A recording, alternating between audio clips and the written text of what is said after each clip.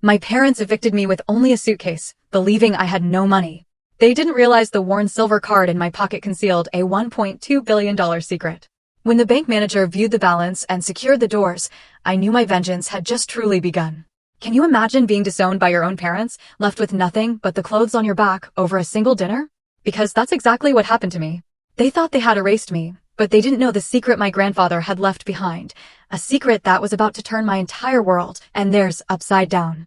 My name's Emery Castillo, and honestly, I should have known better. A dinner invitation from my parents? It was never just about sharing a meal. In the Caldwell household, every calorie was counted, every word was weighed, and affection, well, that was always conditional. I remember driving my sedan up the winding driveway of their Charlotte estate. The gravel under my tires sounded like bones crunching, a soundtrack to my unease. The house itself loomed against the darkening sky, a sprawling, neoclassical monster. My father, Sterling Caldwell, called it his legacy. To me, it just felt like a very expensive prison.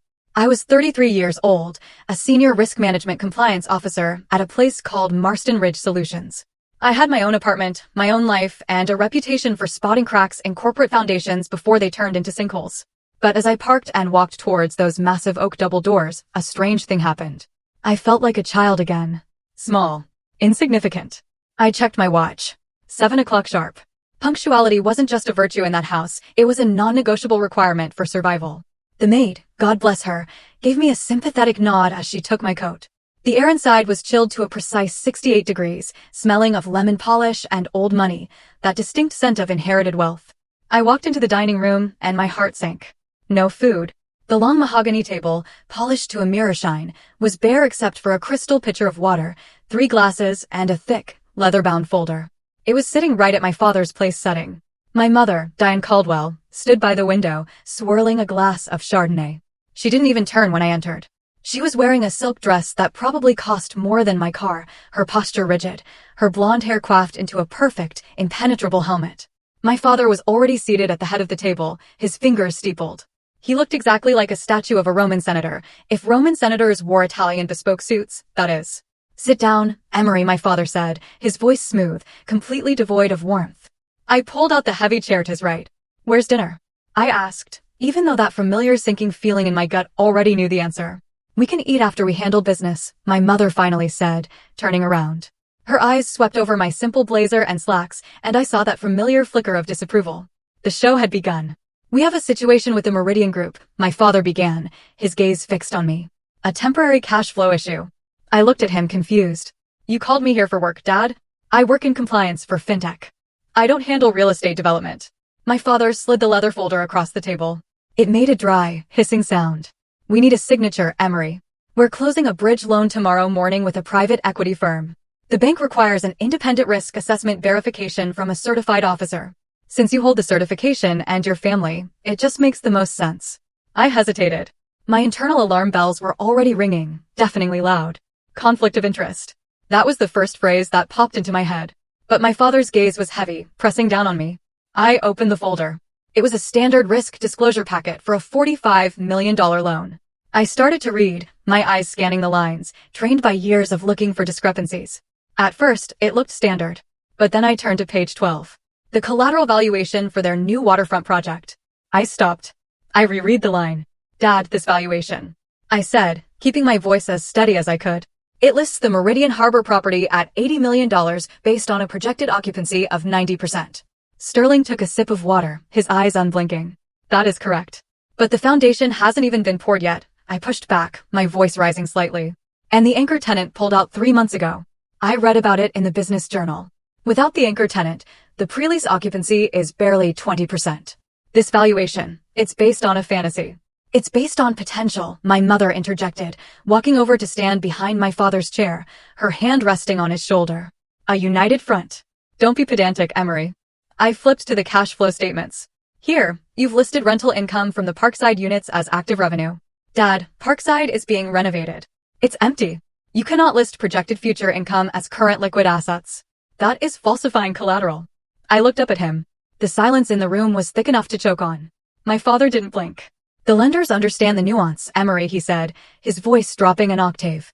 This loan is just to bridge us for 6 months until the new investors come in. It's a formality. We just need a certified risk officer to sign off on the methodology. You want me to sign a document stating that I have reviewed these numbers and found them accurate? I asked, my voice now a raw edge. If I sign this and the loan defaults, I am liable. This isn't just a formatting error. This is fraud. You are inflating assets by at least 200% to secure a loan you cannot service. Sterling's face hardened. He leaned forward. We are not asking for a lecture. We are asking for loyalty. The company is facing a liquidity crunch.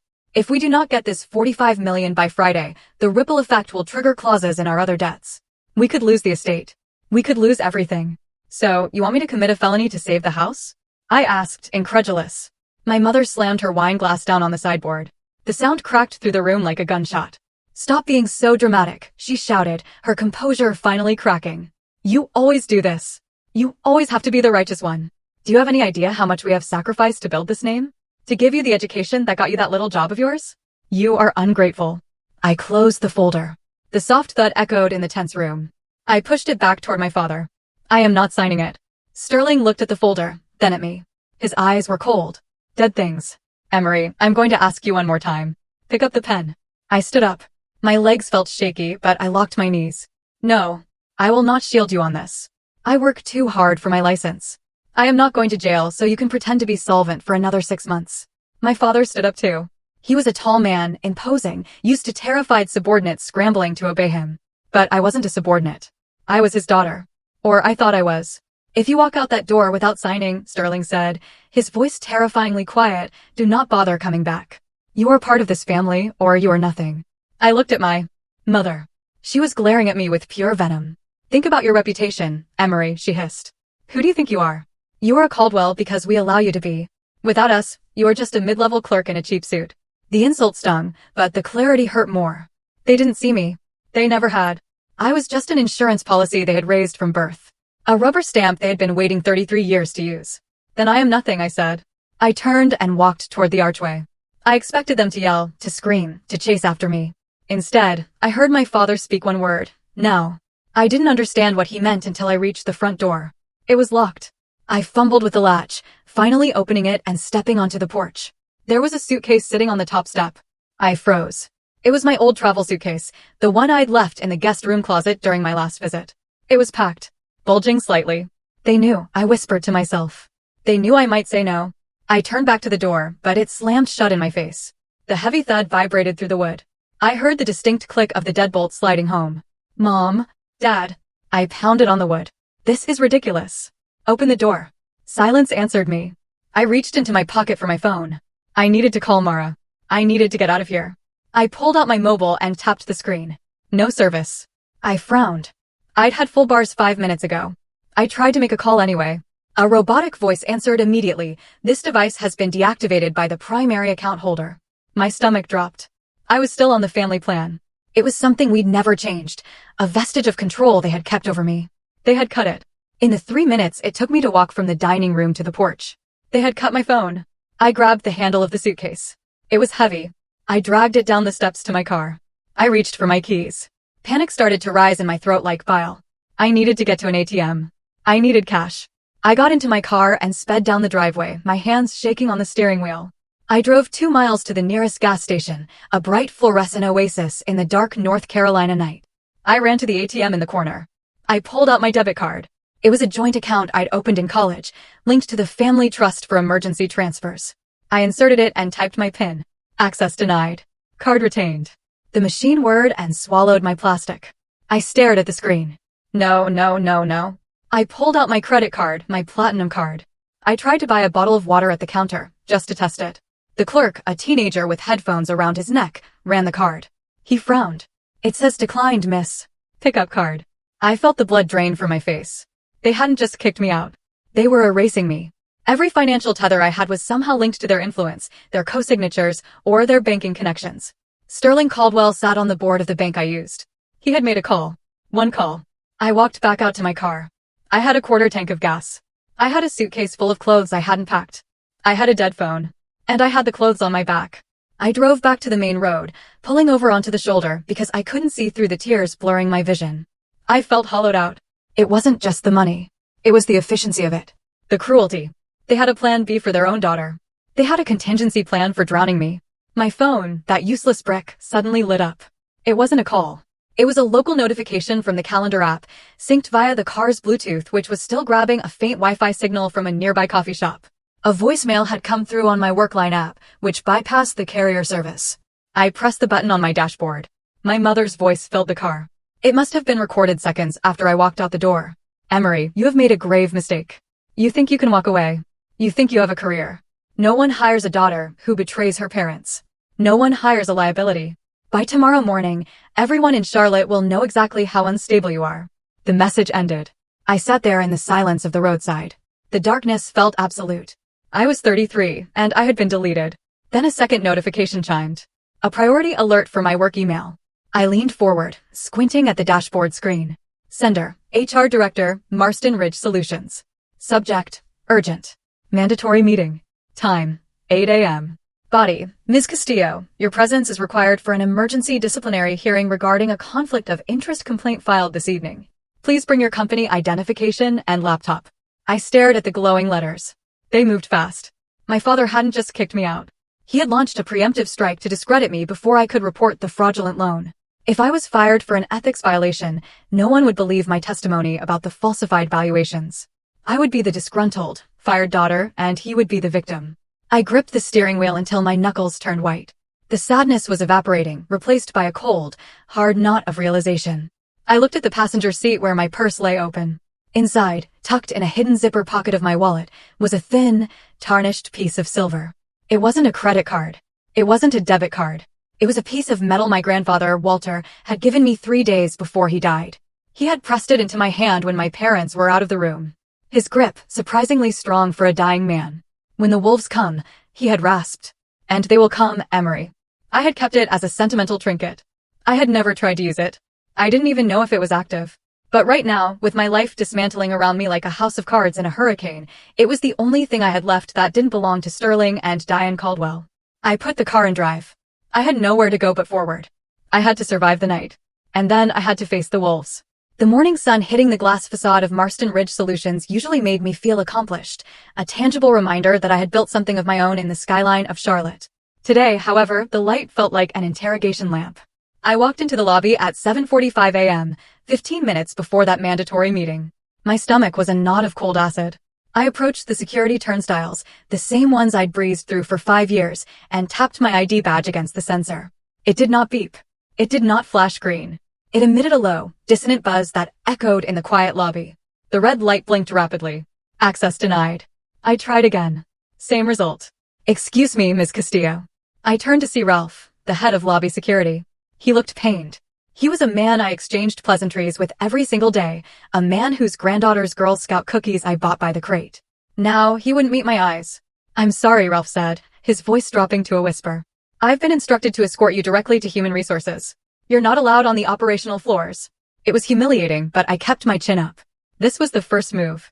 My father hadn't just cut my phone line, he had severed my professional lifeline. I followed Ralph into the freight elevator, the one used for deliveries and trash. The ride up to the 20th floor was silent, but the noise in my head was deafening. When the doors opened, the director of Human Resources, a woman named Karen Vance, who wore her authority like a suit of armor, was waiting. She was flanked by a man I recognized as the company's external legal counsel. That was when I knew this was not a conversation. It was an execution. "Come in, Emery," Karen said. She didn't offer me coffee. She didn't offer me a seat. I took one anyway. "We have received a formal complaint regarding a significant conflict of interest," Karen began, sliding a single sheet of paper across the table.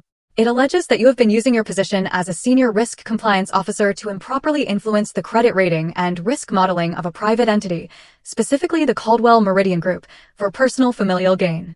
I stared at her, feeling the blood drain from my face. It was a lie so bold, so inverted from the truth, that it was brilliant. I had refused to sign their fraudulent loan, so they had accused me of trying to rig the system for them by filing the complaint first. They had painted me as the unethical party. If I tried to blow the whistle now, it would look like a vindictive counteraccusation from a disgraced employee. "My parents filed this, didn't they?" I asked, my voice steady despite the shaking in my hands. "We cannot disclose the source of the inquiry at this stage," the lawyer cut in, his voice dry and flat. "However, given the nature of the allegations and the sensitive financial data you have access to, Marston Ridge has zero tolerance for nepotism or data manipulation." "I have not manipulated anything," I said, leaning forward. "In fact, the opposite is true. I refused to validate a fraudulent valuation for them last night. This is retaliation. You have to let me show you the. Karen held up a hand. The investigation is already underway, Emery. But until it is concluded, we must follow protocol. You are placed on immediate administrative leave without pay. We have already secured your laptop and your company phone. Your access to the servers has been revoked. She paused, then delivered the final blow. Given the severity of the breach, we also have to notify the Regional Ethics Board.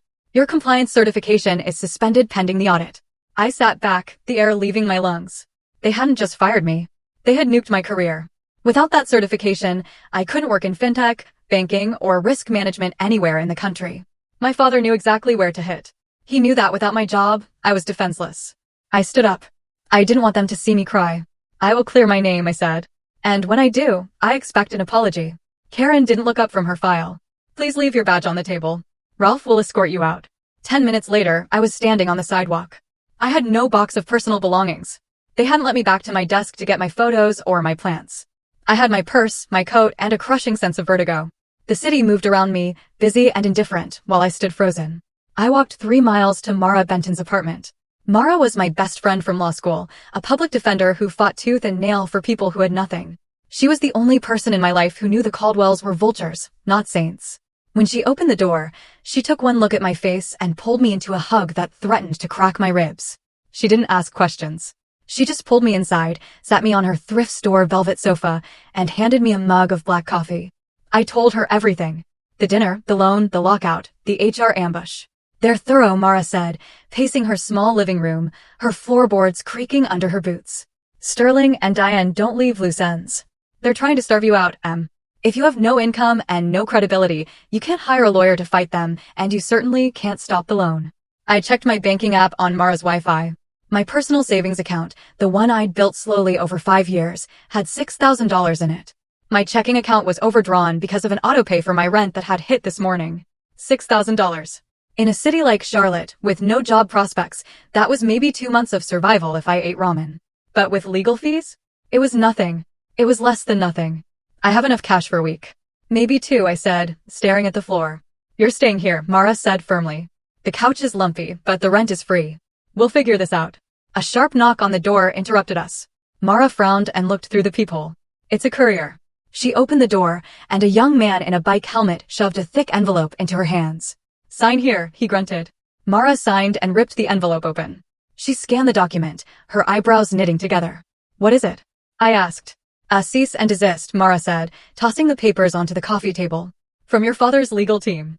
They're formally warning you that any disclosure of privileged family discussions or proprietary business information regarding Caldwell Meridian will result in a defamation lawsuit seeking damages in the millions. I picked up the paper. The language was aggressive. It was designed to terrify. Any attempt to interfere with ongoing commercial transactions will be met with immediate litigation. They're scared, I whispered. Mara looked at me. What? They're terrified, I said, looking up. If they were secure, they would just ignore me. They wouldn't send a legal threat to a friend's house less than 24 hours after kicking me out. They're desperate for this loan, Mara. More desperate than I thought. My phone buzzed. It was a text message on Signal. I had managed to log in on my personal device using Mara's internet. The message was from a contact I had cultivated years ago, a junior underwriter named Trent, who worked at a rival firm. I had messaged him from the bathroom at Marston Ridge before they took my badge, asking if he'd heard anything about my family's firm. Read this carefully, the text said, then delete it. The word on the street is that Caldwell Meridian is underwater. They have a shadow debt with a private lender in Chicago that is coming due next week. If they don't pay, they lose the controlling stake in the company. That is why they need the bridge loan. They are robbing Peter to pay Paul. But Paul is holding a gun. I let the phone drop to my lap. It made sense now. The inflated valuation. The rush. The sheer panic in my mother's eyes. They were not just protecting their reputation. They were fighting for their lives, and they were willing to sacrifice me to stay afloat. I felt a sudden wave of exhaustion. It was only 2 in the afternoon, but I felt like I had lived a decade since sunrise. I curled up on Mara's sofa, pulling my coat over me like a blanket. Rest, Mara said softly, grabbing her briefcase. I have court in an hour. We'll strategize tonight. Don't answer the door for anyone. I drifted into a fitful sleep. I dreamed of my grandfather, Walter. I dreamed of the day he taught me how to play chess. Look at the board, Emery, he had said. When you think you have lost, that is when you are most dangerous. Because you have nothing left to lose. I woke up with a start. The apartment was dark. Mara wasn't back yet. The streetlights outside cast long, jagged shadows across the room. I sat up, my heart pounding. The feeling of helplessness was suffocating. I needed to do something. I couldn't just wait for them to sue me or starve me. I looked at the suitcase sitting in the corner, the one my father had thrown out the door. I hadn't even opened it yet. I dragged it over to the sofa and unzipped it. Inside, it was a chaotic mess of clothes I had left at their house over the years. An old sweater, a pair of running shoes, and at the bottom, tucked into the side pocket, was a leather-bound notebook. I pulled it out. It was Grandpa Walter's old journal. He had left it to me along with that trinket before he passed. I had never really read it, too painful to see his handwriting. I opened it now. The pages were filled with numbers, sketches of buildings, and philosophical musings. But on the very last page, written in shaky ink, was a single line: "When you are cornered, do not beg. Check the truth. Check the truth." I reached into the pocket of my blazer, the one I was still wearing from the morning. My fingers brushed against the cold metal of the silver card. I pulled it out and held it under the lamp. It was heavy, heavier than any credit card I had ever held. It was sterling silver, tarnished with age. On the front, there were no numbers, no expiration date, no Visa or MasterCard logo, just a simple engraving of a mountain peak and the name, Summit Heritage Trust. Below that, a name, Walter H. Caldwell. And below that, a series of 10 digits embossed into the metal. I had always assumed it was a commemorative piece, a paperweight, a vanity item rich men get to stroke their egos. But my grandfather was not a vain man. He was a practical man. He did not leave useless things behind. I turned the card over.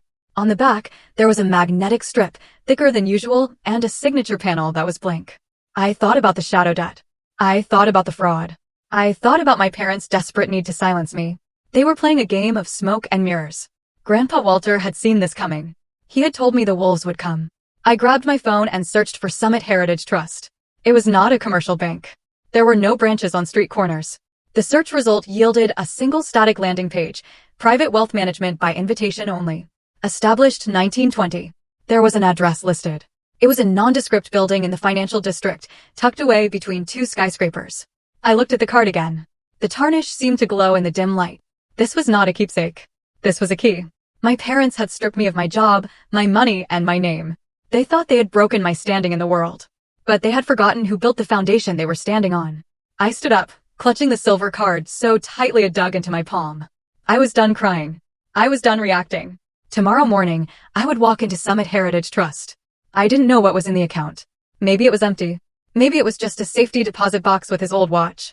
But I was going to find out. I was going to check the truth. The silver card sat on the chipped laminate of Mara's kitchen counter, looking completely out of place next to a half-empty box of cereal and a stack of legal briefs.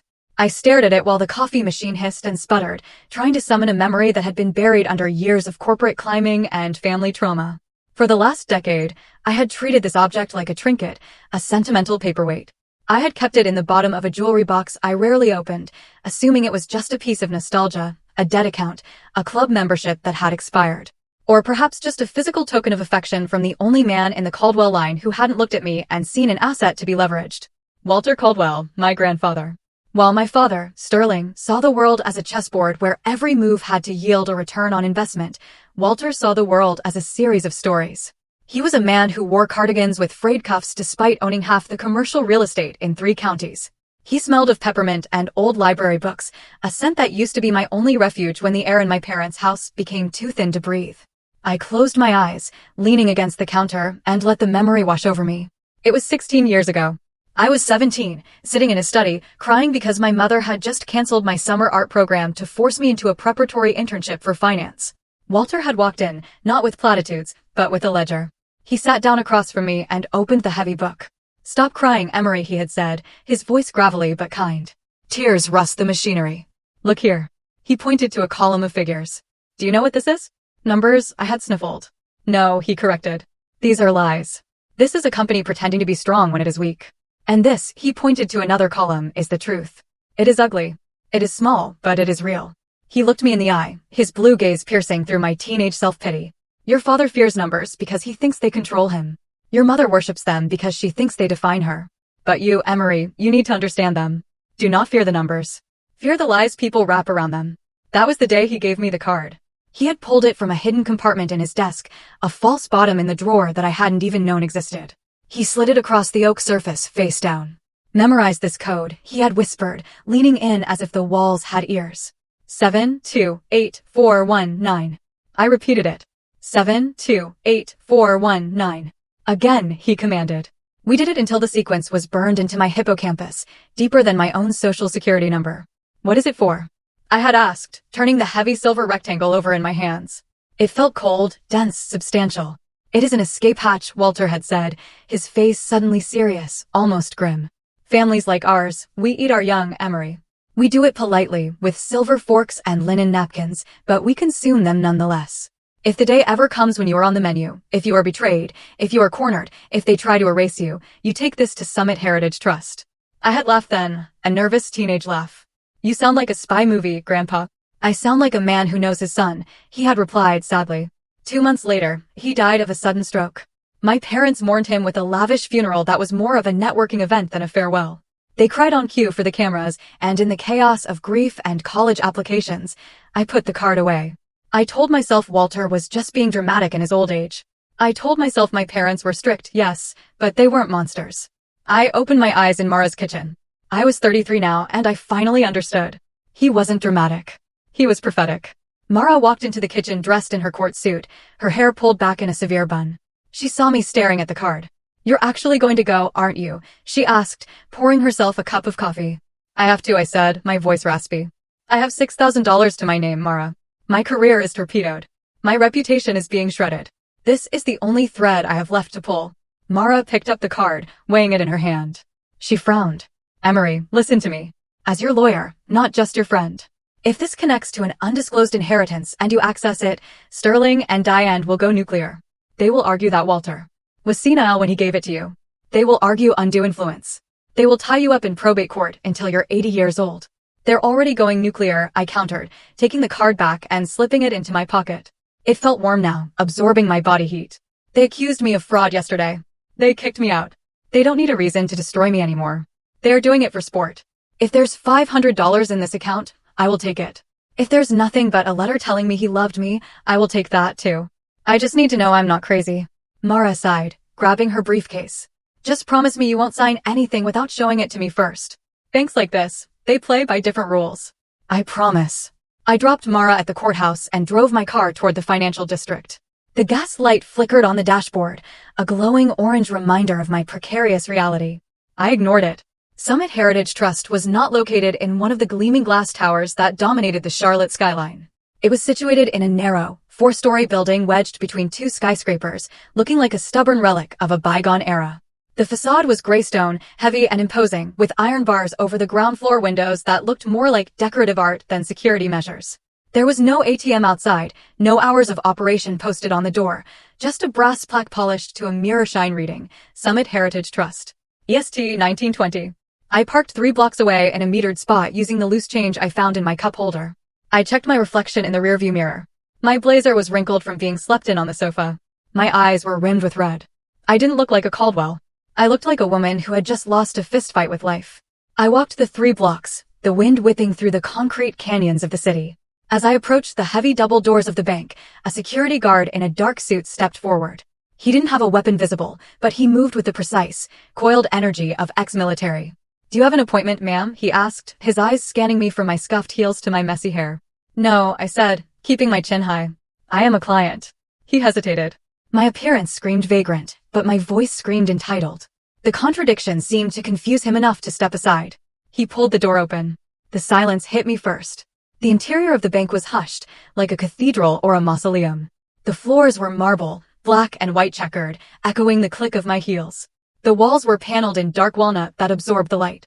There were no teller lines, no ropes, no digital screens flashing interest rates, just a vast, open lobby with a few leather armchairs and a single long mahogany counter at the far end. The air smelled of beeswax and money. Not the dirty smell of dollar bills, but the conceptual scent of wealth. Quiet. Assured. Ancient. I walked toward the counter. My heart was hammering against my ribs like a trapped bird. I felt like an intruder. I felt like a fraud. Every instinct I had screamed at me to turn around and run back to the safety of Mara's lumpy couch. Behind the counter stood a young man, probably in his late 20s. He was wearing a suit that cost more than my car. His hair was gelled back, and he was typing something on a sleek, flat keyboard. He looked up as I approached. His expression was polite, professional, and completely devoid of warmth. It was the customer service face reserved for people who clearly had wandered into the wrong building. "Can I help you, miss?" he asked. His tone suggested he was about to give me directions to the nearest public restroom or the subway station. I didn't trust my voice. I was afraid it would crack. I was afraid I would start crying again. Instead, I reached into my pocket and pulled out the silver card. I placed it on the mahogany counter. It made a distinct, heavy sound. Clack. "I am here to access my account," I said. The young man looked at the card. He blinked. Then he looked closer. His polite indifference evaporated instantly. He went very still. His hands froze over the keyboard. He looked up at me, and this time he really looked at me. His eyes widened slightly, shifting from the tarnished silver on the counter to my face, searching for a resemblance, searching for a reason why a woman in a wrinkled blazer was carrying a piece of metal that clearly terrified him. "Please wait one moment," he said. His voice was breathless. He didn't touch the card. It was as if he was afraid it would burn him. He picked up a phone beneath the counter, an old-fashioned handset with a cord. He dialed a single digit and whispered something I couldn't hear. I stood there, my hands gripping the edge of the counter to stop them from shaking. I expected security to come. I expected him to say the card was stolen, invalid, a fake. Instead, a heavy door to the left of the counter opened. A man walked out. He was older, perhaps 60, with silver hair and a tailored charcoal suit. He walked with a sense of urgency that seemed out of place in this tomb of calm. He looked at the teller, then at the card, and finally at me. "Ms. Castillo?" the older man asked. "Yes," I whispered. "I am Elliot Vaughn, the branch manager." He didn't ask for ID. He didn't ask for verification. He just gestured toward the open door. "If you would please come with me, we should discuss this in private." The teller was staring at me with open-mouthed shock now. I picked up the silver card. It felt heavier than before. I walked around the counter, following Elliot Vaughn. As I stepped across the threshold into the hallway leading to the private offices, I felt a shift in the atmosphere. The air pressure seemed to drop. Elliot ushered me into a room at the end of the hall. It wasn't an office. It was a viewing room. There was a large mahogany table, 2 leather chairs, and a wall of secure deposit boxes behind a steel grate. "Please sit," he said. I sat. Elliot remained standing. He walked to the door and closed it. Click. The sound of the lock engaging was loud and final. It echoed in the small room. I looked at the heavy door, then back at the manager. My grandfather's voice echoed in my head, an escape hatch. This wasn't just a bank account. I realized with a jolt of adrenaline that made my vision sharpen. I had just walked into the center of a secret my family had been hiding for a very long time. And now that the door was locked, there was no turning back. The heavy door clicked shut, sealing out the hum of the lobby and the curious gaze of the young teller. The room was soundproof. The sudden silence pressed against my ears like water. Elliot Vaughn did not sit down immediately. He walked to the far wall, adjusted a thermostat that was already set to a perfect temperature, and then moved to the head of the mahogany table. He treated the silver card I had placed on the surface not like a piece of plastic, but like an unexploded ordnance. "Please, Ms. Castillo," he said, gesturing to the leather chair opposite him. His politeness was excessive, bordering on nervous deference. It was the kind of behavior one usually reserved for royalty or federal agents. I sat down. My hands were in my lap, gripping each other so tightly my knuckles were white. I was trying to stop them from trembling. I kept thinking about the overdraft notification on my phone, the $6,000 that had to last me the rest of my life. The threat of the lawsuit hanging over my head. Elliot put on a pair of thin cotton gloves before he picked up the silver card. He examined the back, then the front. "This account," he began, his voice measured, "has been dormant for a very long time. In my 20 years at Summit Heritage Trust, I have never seen a Tier 1 legacy card presented in person." "Tier 1? I asked, my voice barely a whisper. Elliot did not answer directly. He moved to a secure terminal built into the table. It wasn't a standard computer. It looked like a dedicated terminal, air-gapped from the internet. "I need to perform a multi-factor identity verification," he said, his eyes fixed on the screen. "It is a protocol established by the GRTR. Strict adherence is required. Do you have a government-issued identification?" I nodded and pulled my driver's license from my purse. It felt flimsy and cheap in this room of wood and leather. I slid it across the table. Elliot took it, scanned it under a blue light, and typed in my information. "Verification 1 complete," he murmured. "Next, biometric confirmation." He opened a small brushed steel panel on the table surface to reveal a fingerprint scanner. It looked older, the glass slightly worn, but clearly well-maintained. "Please place your right index finger on the sensor." I hesitated. I was 17 when my grandfather died. Had he really set this up back then? I extended my hand. My fingertip touched the cold glass. A red light swept across my skin, followed by a green beep. "Match confirmed," Elliot said. He seemed to relax slightly, but the tension in his shoulders remained. Finally, the access code. He turned a small keypad toward me. It was shielded, so he couldn't see what I typed. This is a 10-digit alphanumeric code or a 6-digit numeric PIN, depending on the tier, he said. I didn't need him to explain. The numbers were screaming in my head. 7-2-8-4-1-9. I typed them in. My fingers moved automatically, a muscle memory dormant for 16 years. I pressed the green enter key. For a long moment, nothing happened. The terminal whirred, a low fan spinning up as if the machine itself was waking from a deep hibernation. Elliot watched the screen. I watched Elliot. I saw the moment the data loaded. It started in his eyes. They widened just a fraction. Then his jaw tightened. His hand, which had been hovering over the mouse, stopped in midair. He went completely still. It wasn't the freeze of a computer glitch. It was the freeze of a human brain trying to comprehend a reality that defied expectation. He sat there for 10 seconds, 20 seconds. The silence stretched until it felt like a physical weight on my chest. I thought there was a mistake. I thought he was about to tell me the account was closed, that my parents had drained it years ago, that I was truly and utterly alone. Mr. Vaughn, I asked, my voice cracking. Is there a problem? He blinked slowly, as if coming out of a trance. He looked up at me. The color had drained from his face, leaving him looking pale and waxy under the recessed lighting. No, Miss Castillo, he said. His voice was faint. There is no problem. He turned the monitor around. The screen was black with green text, like an old DOS prompt. There were lines of code, lists of assets, and at the bottom, a total value summary. I leaned forward. I squinted. I saw the number, but my brain refused to translate it into money. It just looked like a string of digits. 1, 2, 0, 0, 0. I blinked. I counted the zeros that I started, but the words died in my throat. Elliot cleared his throat. He sounded dry. Parched. MS Castillo, he said, regaining his professional composure with visible effort. The total value of the Walter H. Caldwell Legacy Trust, as of this morning's market opening, is approximately $1.2 billion. I stared at him. I heard the words. I understood the English language. But the sentence made no sense. 1.2 million? I asked. I was bargaining. Million was a lot. Million was life-changing. Million was freedom. Billion, Elliot corrected softly. With a B, the room spun. I actually gripped the edge of the table to keep from sliding off the chair. $1.2 billion. That wasn't just money. That was sovereignty. That was the GDP of a small island nation. That was enough to buy Marston Ridge Solutions, fire the HR director, and burn the building down, and still have enough left over to buy a fleet of yachts. I stammered. My grandfather, he was wealthy, yes, but he wasn't. This isn't. Walter Caldwell was a very prudent man, Elliot said. He began to scroll through the asset list on the screen. This trust was established 40 years ago. It holds majority equity in several quiet but highly profitable logistics firms, significant municipal bond holdings, and most notably, a vast portfolio of commercial real estate in emerging markets that boomed in the early 2000s.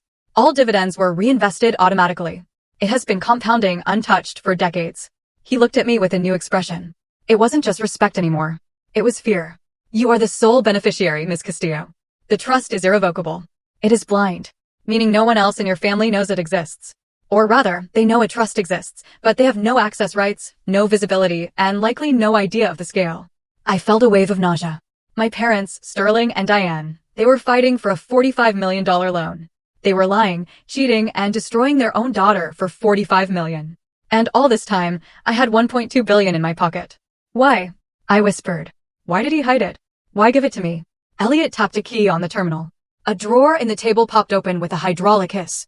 Inside sat 2 items, a heavy set of iron keys and a thick red envelope sealed with wax. Your grandfather left specific instructions, Elliot said. He reached into the drawer and took out the envelope. He held it with both hands. This is the crowning mechanism of the trust, he explained. This envelope is subject to a trigger condition. It could only be retrieved if the beneficiary, you, presented the silver card in person and passed the distress verification. Distress verification? I asked. The PIN you used, Elliot said quietly. 7-2-8-4-1-9, that is the distress code. If you had used the standard access PIN, the system would have just granted you a monthly allowance. But you used the distress code. That tells the system that you're in danger or under duress. I felt a chill run down my spine. Walter knew. 16 years ago. He knew I would only use this card if I had nowhere else to turn. Elliot placed the red envelope in front of me. The instructions state that you are to open this immediately upon retrieval, he said. I reached out. My hand was shaking so badly I could barely grasp the paper. The wax seal was stamped with my grandfather's initials, WHC. I broke the seal. Inside was a single sheet of paper, handwritten, and a small digital flash drive. I unfolded the paper. I recognized the handwriting immediately. It was spiky, forceful, and unapologetic. Emery, if you are reading this, they have done it. They have pushed you out. I hoped I was wrong. I hoped Sterling would grow a spine and Diane would grow a heart. But I am a man who bets on data, and the data always pointed to this day. Do not feel guilty for the wealth you now hold. It was never theirs. I built it. I protected it. And I saved it for the one person in this family who understands that integrity is more valuable than a balance sheet. But money is not just a shield, Emery. It is a sword. And if you are here, it means you need a weapon. The flash drive contains the records of the gray transactions your father thinks he buried. Use them if you must, but remember, once you start this war, there is no going back. Love, Grandpa. I lowered the letter. The silence in the room was absolute. A mess, Castillo? Elliot asked gently. I looked at the flash drive in the envelope. My parents hadn't just kicked me out because of a loan. They had kicked me out because I was the only person who could spot their crimes. And Walter had given me the evidence from the grave. I looked up at Elliot Vaughn. The shock had faded, replaced by a cold, sharp clarity. The fear was gone. The sadness was gone. I need access to the liquid funds, I said. My voice was different now. It was steady. It was the voice of a woman who owned the bank, not a woman begging for a loan. Of course, Elliot said, straightening up. We can issue a black, limitless card immediately. We can also arrange for a wire transfer to any external account, though I would advise keeping the bulk of the assets here for security. Transfer $100,000 to my checking account for immediate expenses, I said. And I need the contact information for the best forensic accounting firm and the most aggressive trust attorney in the state. Not someone from my father's club. Someone who hates my father's club. Elliot allowed a small, grim smile to touch his lips. I believe I know exactly who to call. Ms. Castillo, Gideon Pike. He is difficult, but he is the best. And he had a great respect for your grandfather. Good, I said. I stood up. I took the red envelope and the iron keys. Elliot walked me to the door. As he reached for the handle, he paused. MS, Castillo, he said. For what it's worth, if the rumors about the Caldwell Meridian Group are true, this capital puts you in a unique position. You could save them. I looked at the polished brass handle. I thought about the suitcase on the porch. I thought about the deactivated phone. I thought about my mother's voice calling me a liability. I'm not here to save them, Mr. Vaughn, I said. Elliot nodded, understanding. He opened the door. I walked out into the main lobby. The air felt different. The marble floor felt solid beneath my feet. I walked past the young teller, who was now staring at me with wide, terrified eyes. He had clearly seen the account balance on his own screen before Elliot locked it. I pushed open the heavy front doors and stepped out into the biting wind of the financial district. The city looked the same, but I was different. I touched the red envelope in my pocket. My parents had evicted me because they thought I was weak. They thought I was poor. They thought I was alone. I took a deep breath, filling my lungs with the cold air. They were wrong on all counts. I walked toward my car. I had a phone call to make to a man named Gideon Pike. And then I was going to rewrite the definition of family business. The air in Mara's apartment felt stagnant. A stark contrast to the sterile, chilled atmosphere of the bank vault I had just left. It was 4 in the afternoon. The sunlight was slanting through the blinds, illuminating dust motes dancing in the air. I sat at Mara's small dining table, the heavy iron keys, and the flash drive sitting in front of me like artifacts from an alien civilization. Mara was pacing behind me, still wearing her court heels, the clicking sound a rhythmic metronome to my racing heart. She had canceled her afternoon consultations the moment I called her from the car. Put it in, Mara said, stopping behind my chair, her hand resting on my shoulder, heavy and grounding. We need to know what we're dealing with. I opened Mara's laptop. It was an old machine, the fan whirring loudly as it woke up. It seemed almost disrespectful to plug a drive worth over $1 billion into a computer that struggled to run a web browser, but it was what we had. I inserted the USB drive. A window popped up immediately. No password required. Just a single folder named For Emery. I clicked it. Inside, there were 3 subfolders and 1 video file labeled Watch Me First.mp4. I took a deep breath. My grandfather had been dead for 16 years. The thought of seeing him moving, speaking, living again was terrifying. I hovered the cursor over the file. Do you want me to leave? Mara asked softly. No, I said. I need a witness. I double-clicked the file. The media player opened. The screen went black for a second. And then suddenly, there he was. Walter Caldwell. He was sitting in his leather armchair in the library of the estate, the same room where I had been forbidden to play as a child because my mother thought I would scratch the floors. He was wearing his favorite beige cardigan, the one with the suede patches on the elbows. He looked frail, his skin papery, but his eyes were sharp, burning with a blue intensity that the low-resolution camera couldn't dull. He leaned forward toward the camera lens, adjusting it with a shaking hand. "Is this thing on?" he muttered. "Right, okay." He sat back and looked directly into the lens. It felt like he was looking right through the screen, across time, straight into my soul. "Hello, Emery," he began. His voice was raspy, the sound of it hitting me like a physical blow. Tears pricked my eyes instantly. "If you're watching this, it means I'm gone. And more importantly, it means you have found yourself in a position where you had to use the silver card. I prayed you never would. I prayed that Sterling and Diane would prove me wrong, but I am a man who deals in probabilities, not hopes, and the probability is that if you are watching this, they have cut you off." He paused, taking a sip of water from a glass on his side table. "I want you to listen to me very carefully, sweetheart. The money in the trust, it is a lot. It is enough to buy countries. It is enough to ruin you if you let it. But I did not leave it to you for revenge. I did not leave it to you so you could buy diamonds or fancy cars to flaunt in their faces." He leaned in closer, his expression hardening. "I left it to you so you would never, ever have to beg them for love." I let out a sob, covering my mouth with my hand. Mara squeezed my shoulder tighter. "Your parents," Walter said, his voice dripping with a mixture of sadness and disdain, "are people who mistake net worth for self-worth. They are hollow, Emery. They have filled themselves with reputation and prestige because they have nothing else inside. And people like that, they view children not as human beings, but as extensions of their own brand. As long as you reflect well on them, they will keep you. The moment you threaten that image, they will discard you." He sighed, a long, rattling sound. "I knew you were different when you were 6 years old, and you returned a dollar bill you found on the sidewalk to the stranger who dropped it, while your father called you a fool. You have a moral compass that makes you dangerous to them." "Now, to the business," Walter said, his tone shifting to the steel-trap businessman I remembered. "The trust is structured with a specific clause. I call it the leveraged protection protocol.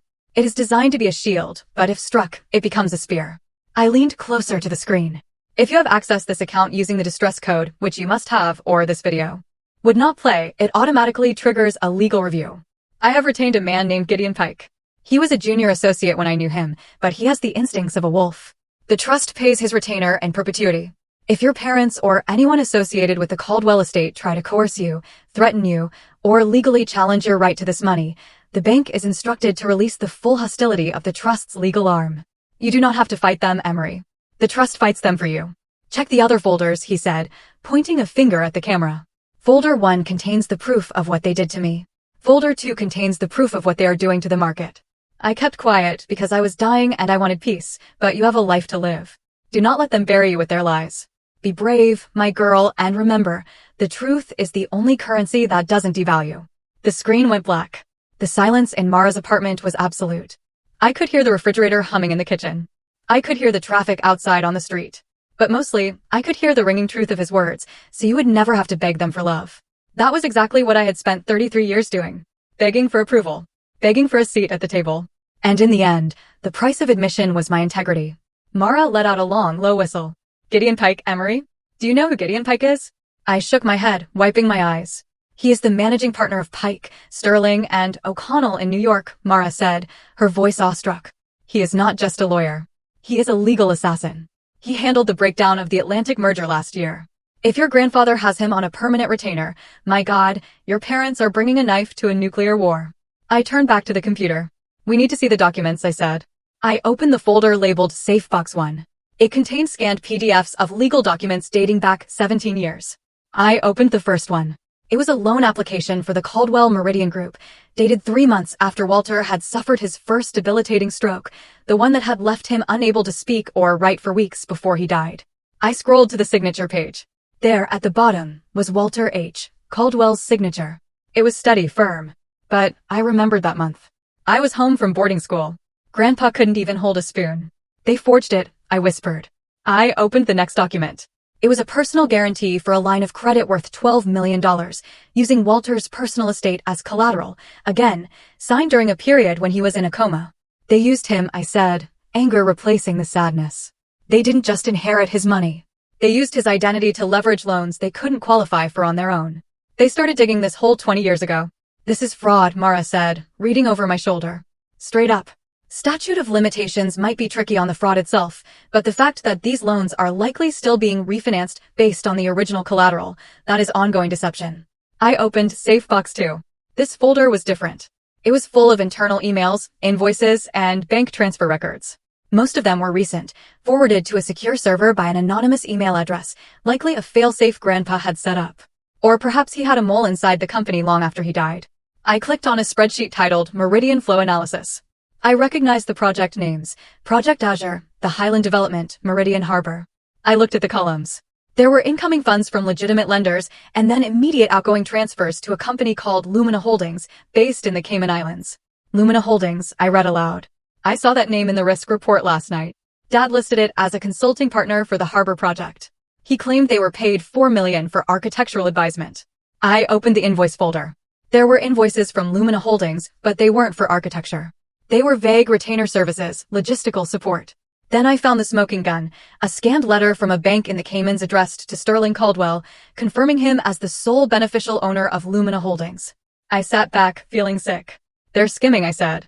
They are borrowing money from banks to build buildings, paying themselves millions in fake consulting fees through this shell company, and then letting the projects fail or underperform. Mara grabbed the edge of the table. That is embezzlement. That is money laundering, Emery. They aren't just bad at business. They are stripping the company for parts. I thought about the dinner last night. The desperation in my father's eyes, the cash flow crisis. They aren't in a crisis because the market is bad, I realized. They are in a crisis because they got greedy. They siphoned too much out and now the foundation is crumbling. They needed the $45 million bridge loan not to save the company, but to cover the hole they dug before the auditors find it. And they needed me to sign it. If I had signed that risk assessment, I said, my voice cold, I would have been certifying that the money was going to the project.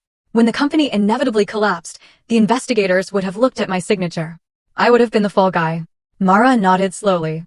That is why they kicked you out. Not because you said no, but because you asked questions. You are a compliance officer. If you had stayed, you would have found this eventually. They had to discredit you. They had to turn you into a disgruntled, unstable daughter so that if you ever did find this, no one would believe you. I looked at the screen, at the face of my grandfather frozen in the thumbnail of the video. He had known. He had watched his own son turn into a monster, and he had been powerless to stop it from his deathbed. So he had built a weapon and buried it, waiting for me to dig it up. My phone, which was still connected to Mara's Wi-Fi, buzzed. It was an email notification, my personal email, from Diane Caldwell. Subject, let's be reasonable. I didn't open it. I didn't have to. I knew what it would say. The stick hadn't worked. I hadn't come crawling back begging for forgiveness this morning. So now they would try the carrot.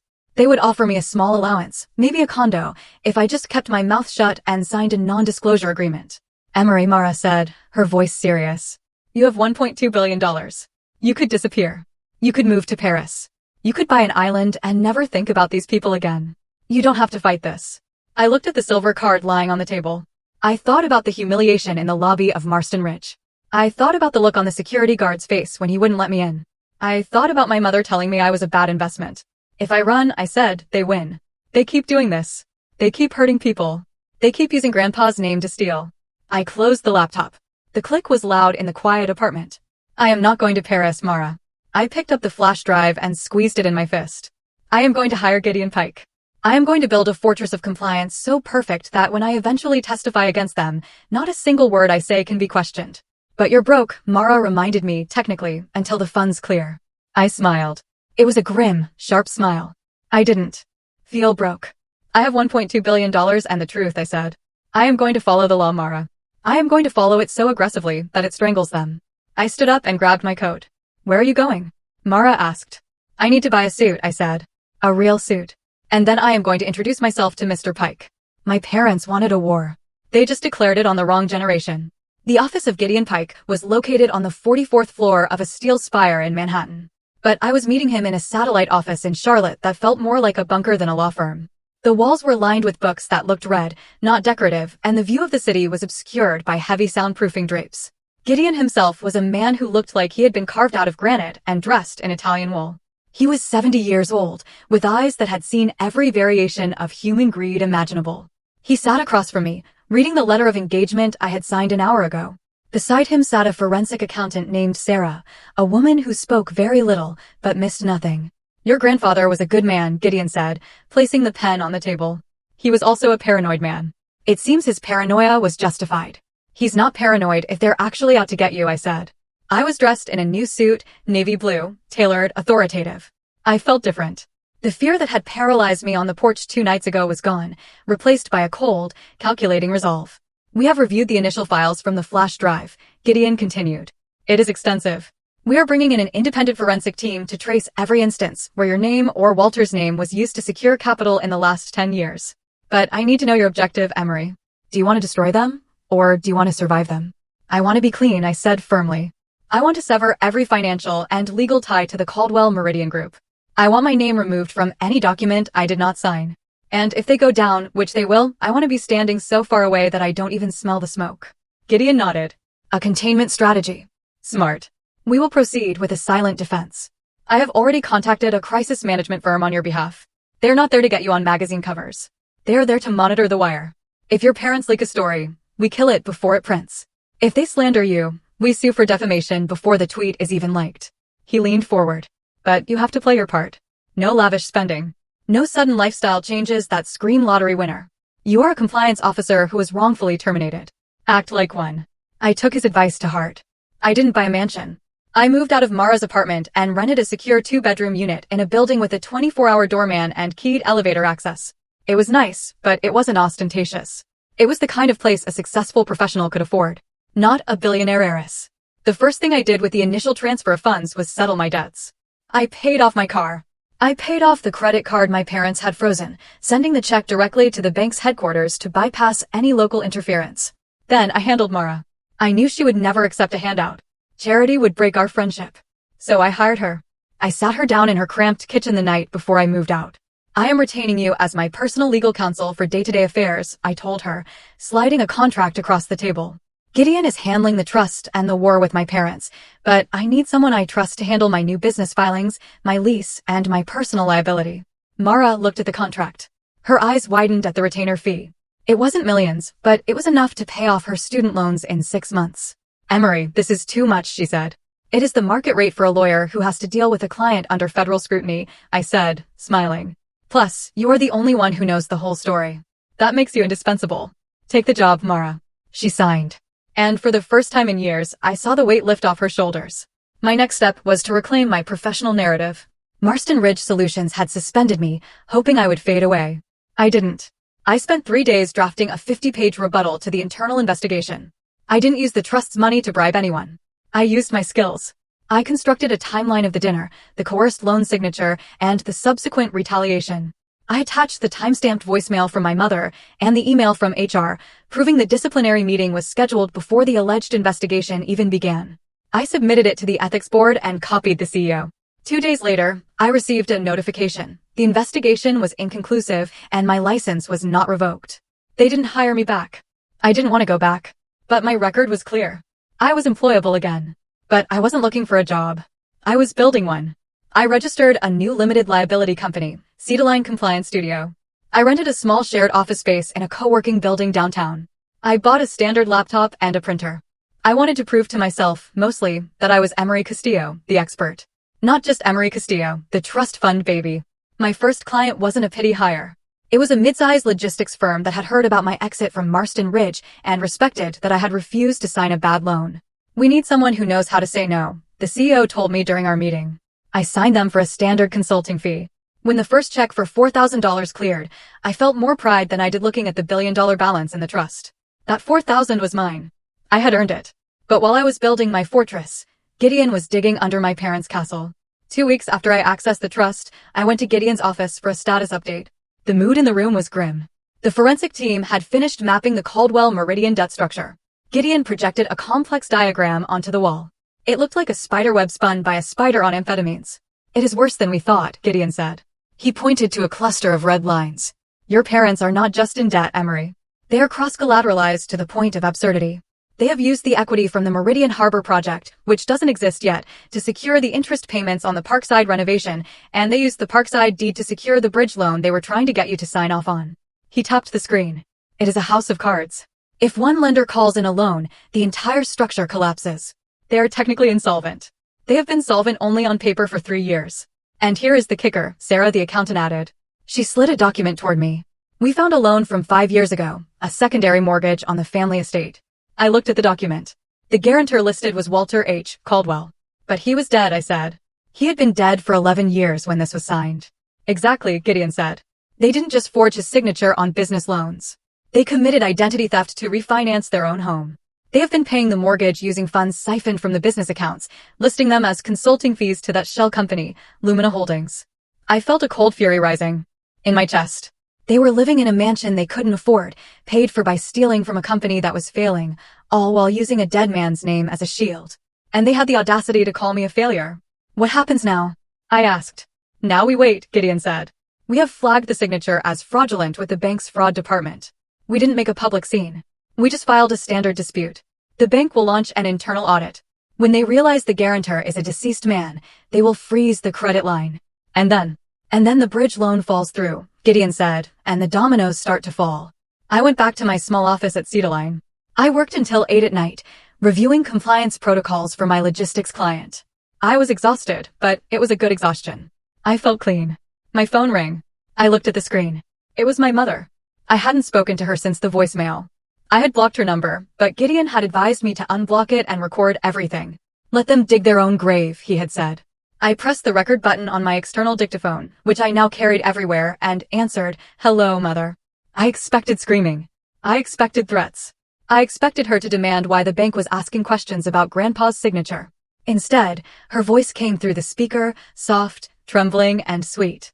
It was the voice she used when she hosted charity galas. The voice of a martyr. "Emery. Darling," she said. "Oh, thank God you answered. I have been so worried about you." I stared at the wall of my office. The manipulation was so transparent. It was almost impressive. "I am fine, Diane," I said. I didn't call her Mom. "I know we said some harsh things," she continued, ignoring my coldness. "Your father, he is under so much pressure. We both are. But we are family. Families fight, but they forgive."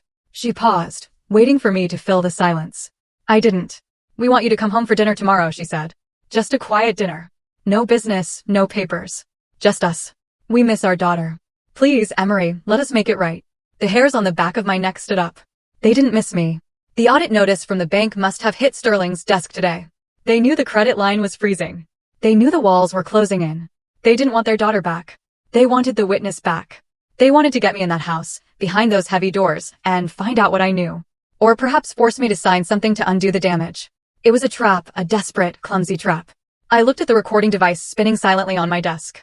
"I can't come to dinner," I said calmly. "Emery, please." Her voice hardened just a fraction. "Don't be stubborn. We are willing to overlook your outburst. We are willing to welcome you back. We can even discuss getting your job back. Sterling knows the CEO." I almost laughed. They still thought they held the keys to my kingdom. They had no idea I had built my own. "I am busy," I said. "I have a company to run." "A company?" she asked, the sweetness cracking. "What company?" "My company," I said. "Good night, Mother." I hung up. My heart was pounding. Not from fear, but from anticipation. They were pivoting. They were scared. Gideon was right. The house of cards was shaking. I saved the recording and emailed it to Gideon. Then I packed up my laptop and walked out into the cool night air. I was going home to my quiet, paid-for apartment. I was going to sleep soundly, because tomorrow the real pressure would begin. And for the first time in my life, I wasn't the one who was going to crack. The ceasefire lasted exactly 48 hours. I was sitting in my glass-walled office at SUITCASE Compliance, reviewing a vendor vetting protocol for my logistics client, when my phone rang. It was not my mother this time. It was my father. I checked the recording app. It was running. I answered. "MS, Castillo," I said, keeping my voice professional. "Emery, stop the charade."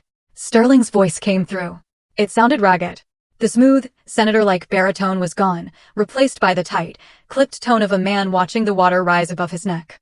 "We received a notification from the bank regarding the audit on the estate collateral." I said nothing. Gideon had told me that silence was often the loudest argument. "You are causing a scene, Emery," he continued, his voice dropping. "You are triggering alarms that do not need to be triggered. We can stop this audit. I can make a call to the board, but I need you to resend the fraud alert." "I cannot do that, Sterling," I said. "The alert was filed based on factual discrepancies regarding the guarantor. If the guarantor is dead, the signature is invalid. That is not a scene. That is the law." There was a pause. I heard him exhale. A long, shuddering breath.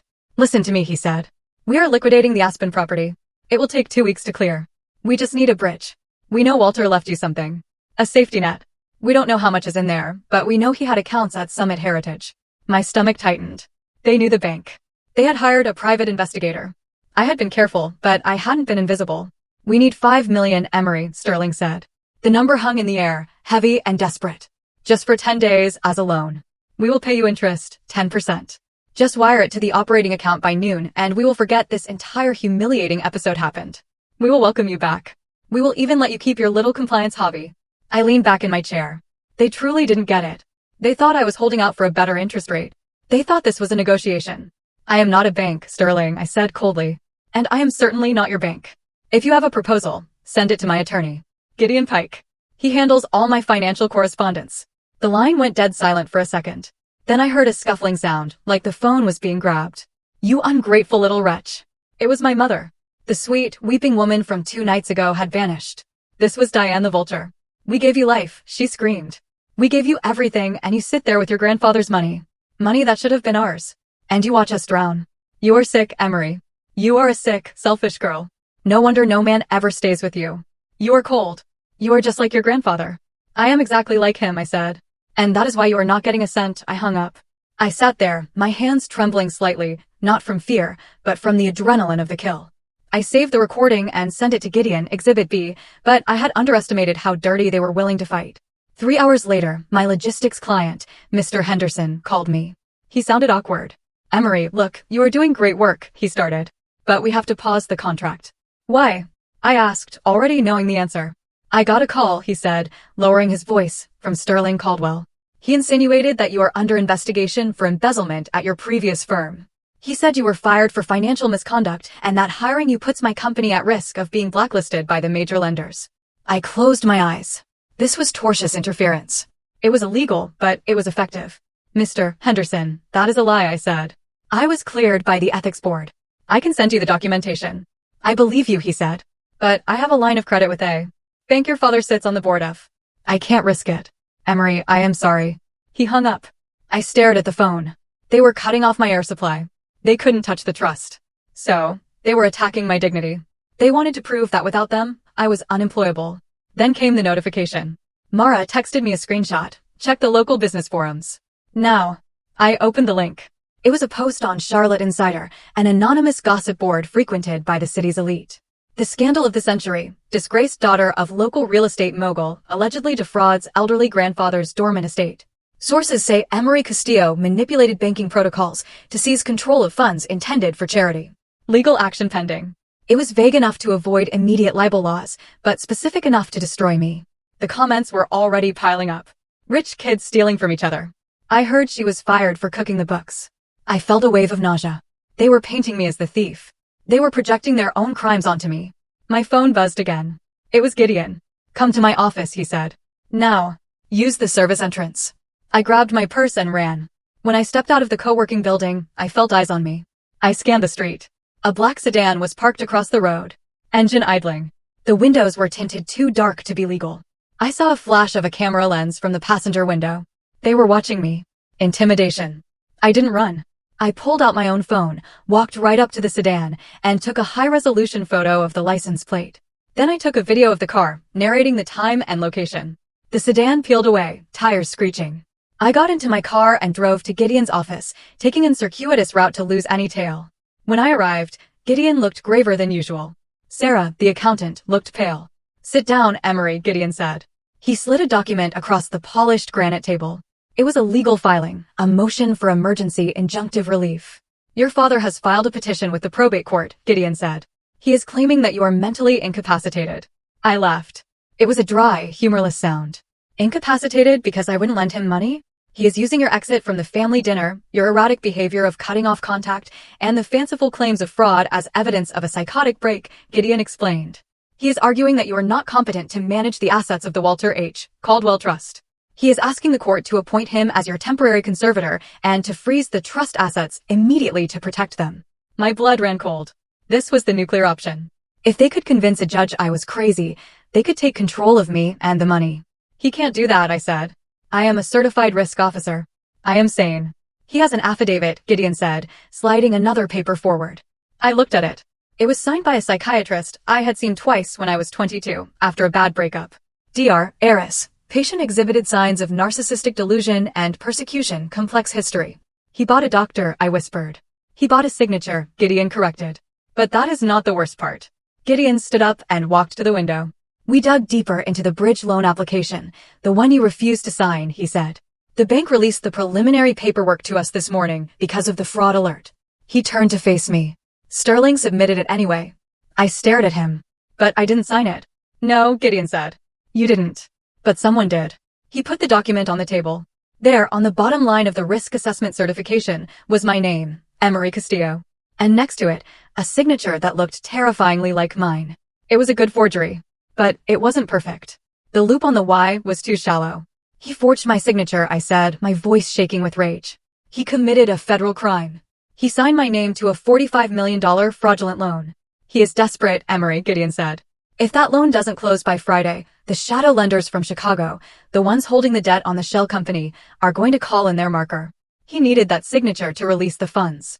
He took a gamble that you would come crawling back or that he could bully you into silence before anyone checked. This is prison time, I said. Yes, Gideon said, but only if we can prove it is a forgery before he freezes your assets. He pointed to the calendar. He has requested an emergency ex parte hearing. It is scheduled for Thursday morning, 48 hours from now. If the judge grants the temporary conservatorship, your accounts at Summit Heritage will be locked. You won't be able to pay me. You won't be able to pay Mara. You won't be able to access the evidence. And, Gideon added, his voice grim, Sterling will have legal authority to review the trust's contents. He will see the evidence Walter left, and he will destroy it. I felt the walls closing in. This was the trap. They didn't need to win the war. They just needed to win this one battle to disarm me. My phone buzzed. It was Mara. Emery, I am in trouble. I called her immediately. Mara, what is happening? I am being audited, she said, her voice sounding small. The State Bar Association just served me a notice. Someone filed a complaint claiming I am aiding and abetting a client in financial fraud. They are threatening to suspend my license pending investigation. My boss at the public defender's office just told me to go home. They were hitting everyone. They were burning my world to the ground. I gripped the phone. Mara, listen to me. Do not resign. Do not apologize. This is Sterling. He is terrified. I am scared, she whispered. I have student loans. I can't lose my license. You won't, I said. I promise you I am going to fix this. I hung up and looked at Gideon. They came for my friend, I said. Gideon nodded. That is standard operating procedure for bullies. Isolate the victim. I stood up. I walked over to the document with the forged signature. I looked at it. It was the symbol of my father's arrogance. He thought I was just a prop in his life. He thought he could write my name and own my soul. I am not the victim, I said. I looked at Gideon. We are going to that hearing on Thursday, and we aren't just going to defend my sanity. We are going to countersue.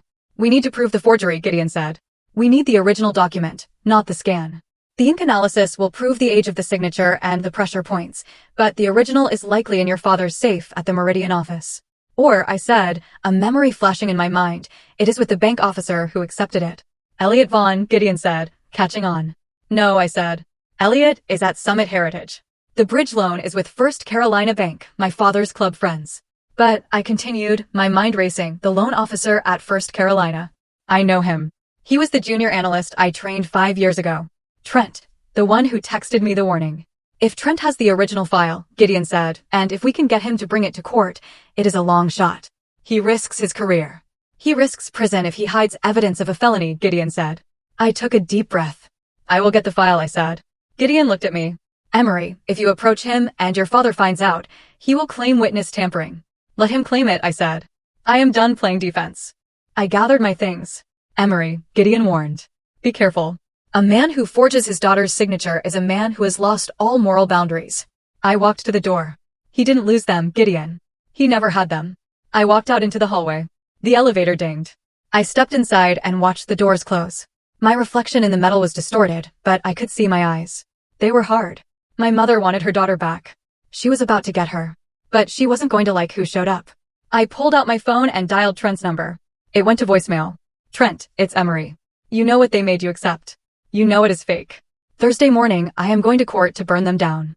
You can be standing next to me as a witness, or you can be standing next to them as a co-conspirator. You have 1 hour to decide. I hung up. I walked out of the building. The black sedan was gone. But I knew they were still watching. Let them watch, I thought. I want them to see this. The conference room in Gideon's office looked less like a law firm and more like a tactical command center. We had covered the glass walls with white bards, mapping out the anatomy of a financial corpse. It was Wednesday afternoon, less than 24 hours before the emergency hearing where my father would try to have me declared incompetent. I stood before the main whiteboard, a black marker in my hand. I wasn't just building a defense. I was constructing a timeline of decay. Here is the start, I said, drawing a thick line from 5 years ago. This is when the Meridian Harbor project broke ground. Or, I corrected, when they said it broke ground. Sarah, the forensic accountant, adjusted her glasses. The initial draw from the construction loan was $12 million. And here, I said, drawing a connecting line to a new box I had labeled Lumina Holdings, is where $8 million of that went. But it didn't just disappear into the Cayman Islands this time. We had found something new, something that made my stomach churn with a specific kind of nausea. I picked up a file folder labeled Hope Haven Initiative. This is the nail in the coffin, I said quietly. My parents didn't just steal from banks. They stole from the poor. The Hope Haven Initiative was a tax-exempt charitable project my mother had championed 3 years ago. It was supposed to be affordable housing for veterans. I remembered the gala. I remembered my mother weeping on stage about giving back to our heroes. I opened the file. The permits were for 40 units. The funding they raised from state grants and private donations totaled $6 million. But the invoices, Sarah said, her voice tight with disgust, show that the lumber and steel were purchased from a subsidiary of Lumina Holdings at 400% of the market rate. They bought the materials from themselves at a markup, drained the charity's funds, and then claimed supply chain issues when the project stalled. I finished. I looked at the photos of the site. It was just a mud pit with a few rusting beams. They used veterans as a shield to launder $6 million. Gideon sat at the head of the table, his face unreadable, like a judge who had seen too many sins to be surprised. This is not just embezzlement, Emery, Gideon said. This is wire fraud, tax fraud, and grand larceny. If we present this tomorrow, we aren't just stopping a conservatorship. We are sending your parents to federal prison for 20 years. He looked at me. Are you ready for that? I looked at the mud pit in the photo. I thought about the $1.2 billion sitting in my trust, money my grandfather had made honestly. I am not sending them to prison, Gideon, I said. They sent themselves the moment they signed those checks. I am just turning on the lights. Gideon nodded. He reached for his laptop. I am sending the formal notice to Summit Heritage Trust, he said. We're activating the leveraged protection protocol under the coercion clause. What does that mean, practically? I asked. It means the bank goes into a defensive lockdown, Gideon explained. Elliot Vaughn receives a legal mandate to log every single interaction regarding the trust. Every phone call, every ping, every attempt to query the balance. If your father tries to use his influence to get information before the hearing, it will be recorded as a hostile act against a protected beneficiary. I felt a grim satisfaction. My father was used to backroom deals and handshakes. He was about to walk into a digital fortress. My phone buzzed. It wasn't a text. It was a call from an unknown number. I hesitated, then answered. Hello, Miss Castillo? The voice was shaky, old, and familiar. I racked my brain. Arthur? I asked. Arthur Halligan. He had been the head of accounts payable at Caldwell Meridian for 30 years. He was a man who brought homemade donuts on Fridays. My father had fired him 2 years ago, claiming restructuring, but I always suspected Arthur knew too much. I heard about what is happening, Arthur whispered. It sounded like he was outside. I could hear traffic. I saw the post on the internet about them calling you a fraud. It is a lie, Arthur, I said gently. I know, he said. I know it is a lie because I saw the emails. Emery, before they escorted me out of the building, I backed up my station. I have the delete folder. My heart hammered against my ribs. Arthur, what is in that folder? The instructions, he said. The instructions from your father to forge the signatures. Not just yours. Your grandfather's, too. And the emails to the bank managers promising them kickbacks if they looked the other way on the valuations. I looked at Gideon. He was watching me intently. Arthur, I said, my voice steady. Where are you? I met him 40 minutes later in a small park on the outskirts of the city. He looked older, his coat threadbare. He handed me a small, battered USB drive. I didn't do it for the money, he said, his eyes watery. I did it because your grandfather paid for my wife's cancer treatment when the insurance denied it. He was a good man. You are the only one left who is like him. I took the drive. Thank you, Arthur. You have no idea what this means. I drove back to the office with the drive burning a hole in my pocket. This was it. This was the smoking gun. It proved intent. It proved malice.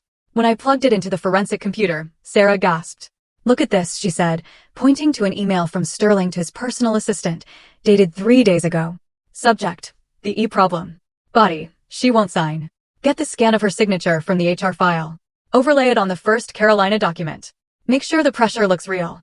We need that money by Friday or we are dead. He put it in writing, Gideon said, leaning back. The arrogance. He actually put the order to commit a felony in an email. This is checkmate, I said. Gideon looked at me. We can leak this, Emery. We can drop this to the press tonight. It would destroy their credibility before court even opens tomorrow. The scandal of the century would become the arrest of the century. I looked at the screen. I thought about the anonymous post calling me a thief. I thought about the humiliation. It would be so easy to destroy them publicly, to let the court of public opinion tear them apart. No, I said. Gideon raised an eyebrow. No, we are not them, I said firmly. We do not fight with gossip. We do not fight with leaks. We take this to the district attorney, and we take it to the judge. I want to win on the record.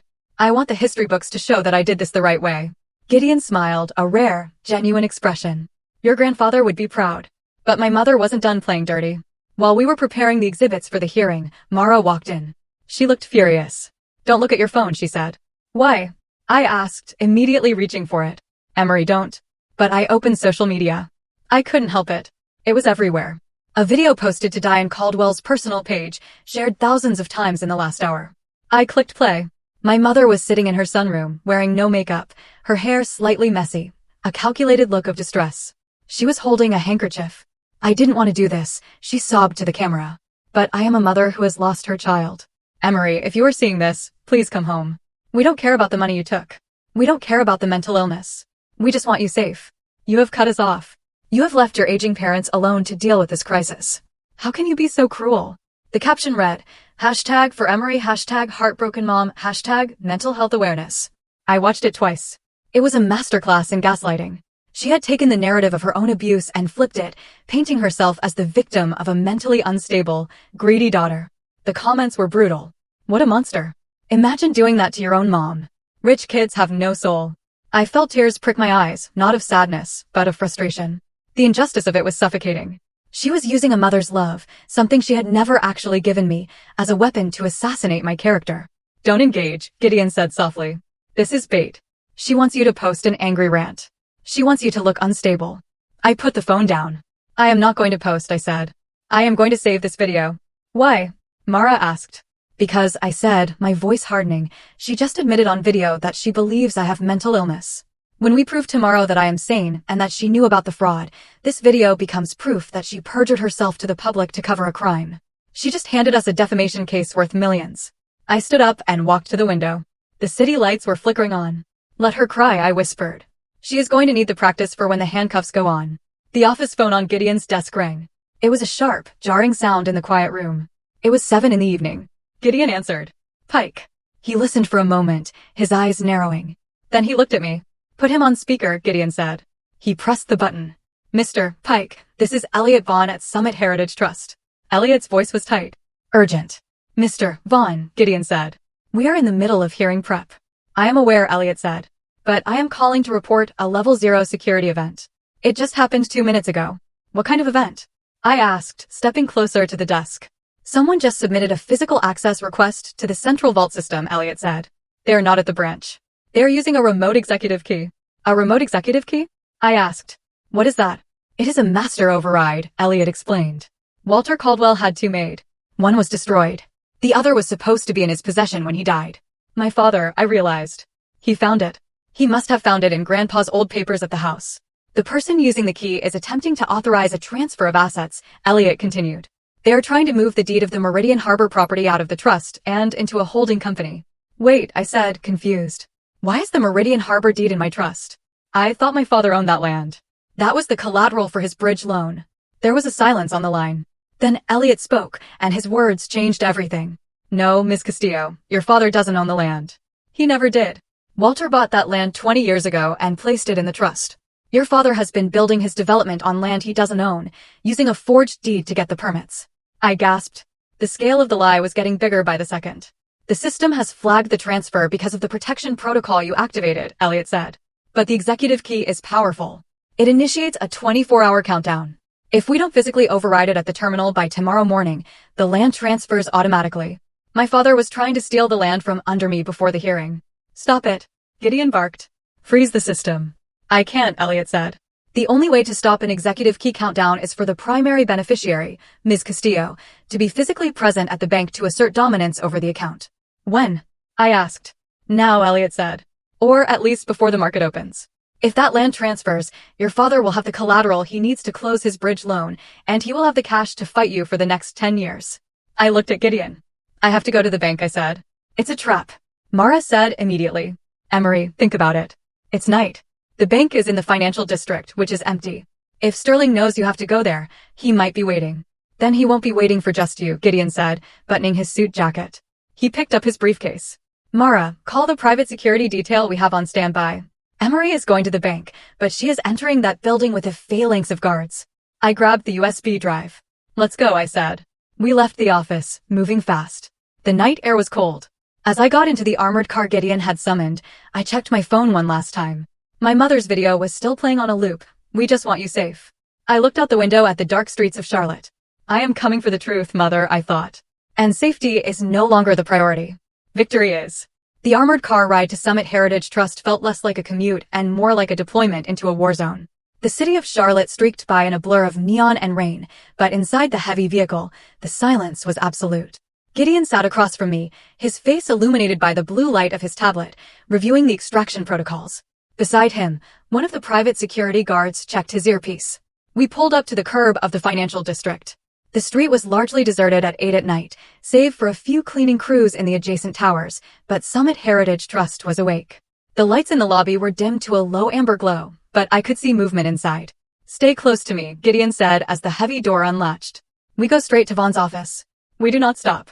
We moved as a unit toward the entrance.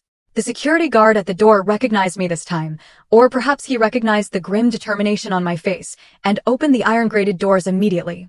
Elliot Vaughn was waiting for us in the center of the lobby. He looked rattled. His usually immaculate suit was rumpled, his tie loosened at the collar. He was holding a tablet with both hands, his knuckles white. "MS, Castillo," he said, his voice echoing in the cavernous marble space. "Thank God you are here." "What is the status?" Gideon asked, stepping forward. Elliot turned the tablet toward us. "The system is in a deadlock," he explained, walking us briskly toward the main counter. At 7:45, we received a digital transmission from a secure server. It was an executive override command. It utilized a cryptographic key that matches the one issued to Walter Caldwell 30 years ago. "My father found the key," I said, feeling a surge of anger. "He went through Grandpa's things." "He didn't just find the key," Elliot said, stopping at the counter. "He is using it to attach a file to the trust record. Look." I looked at the screen. A document was queued in the system, flashing red. It was a petition for an emergency asset freeze and temporary conservatorship. It was the document Gideon had warned me about, the one they were supposed to present in court tomorrow morning, but here it was, digitally signed and uploaded directly into the bank's mainframe using my grandfather's stolen authority key.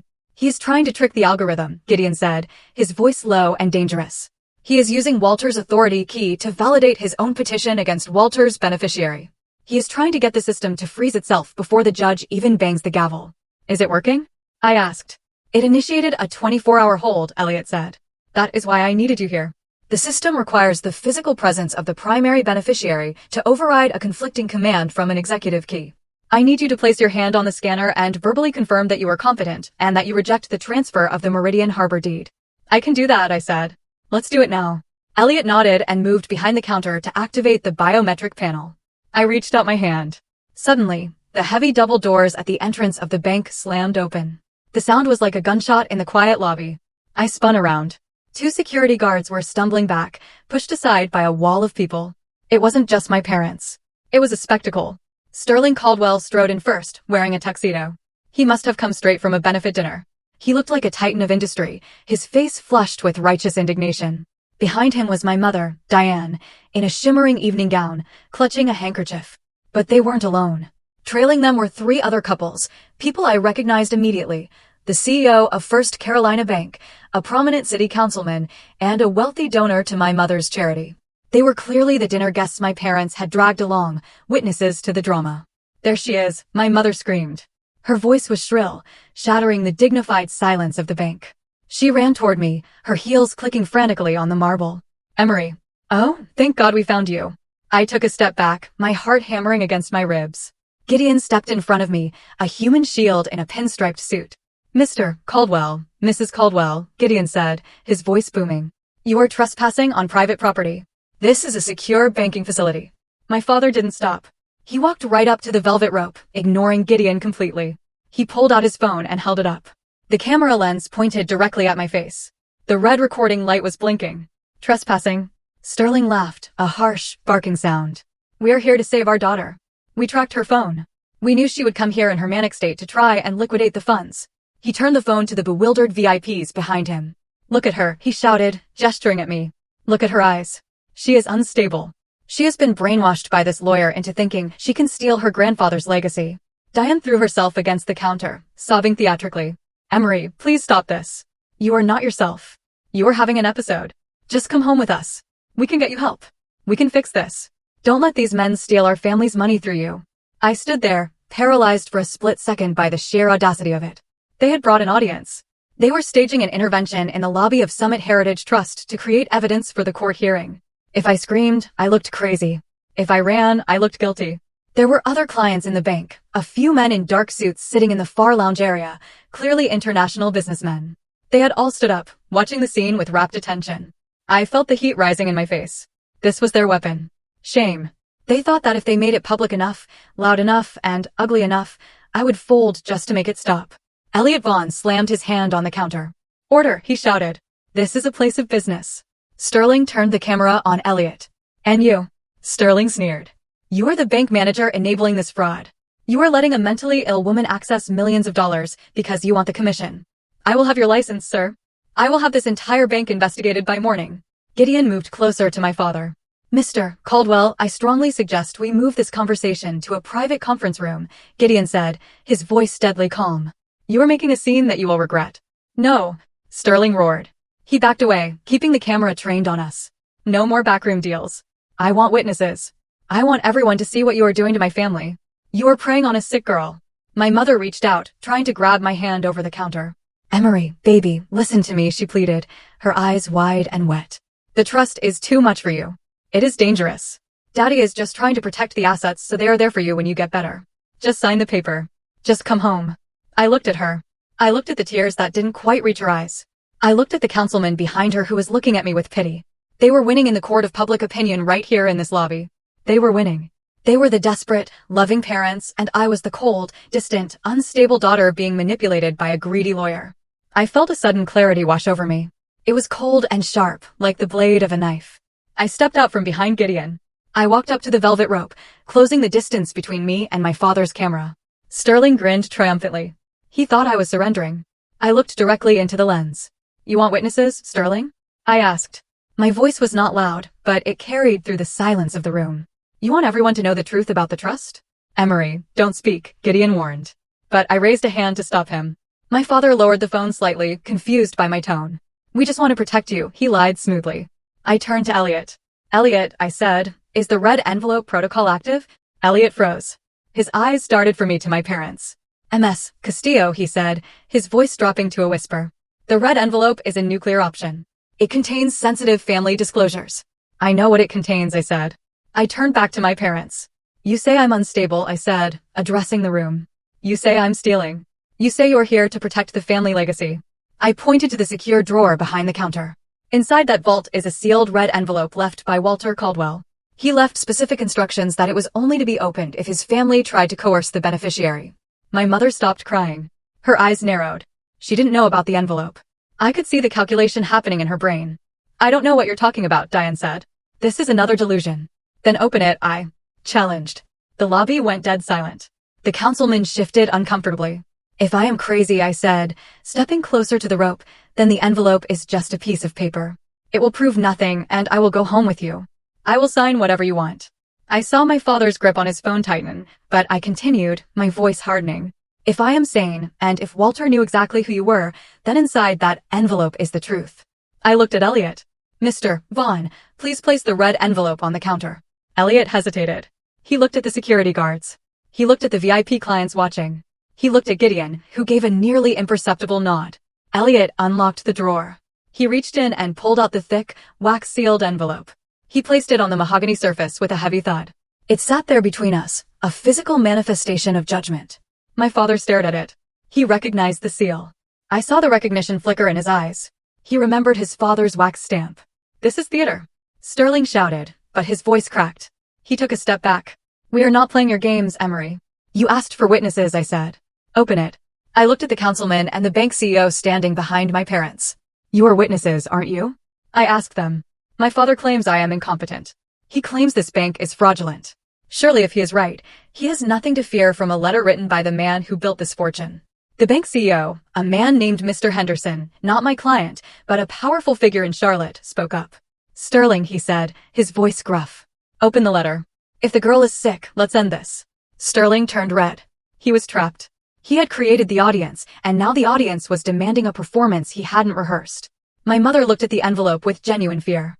She pulled at Sterling's sleeve. Let's go, she hissed. Sterling, let's just go. No, I said. You don't get to leave. You broke into my bank. You accused me of fraud. You live-streamed my humiliation. We are finishing this. I looked at Elliot. Mr. Vaughn, I said, as the beneficiary, I authorize the opening of the red envelope in the presence of legal counsel and witnesses. Elliot looked at the envelope. He looked at my parents.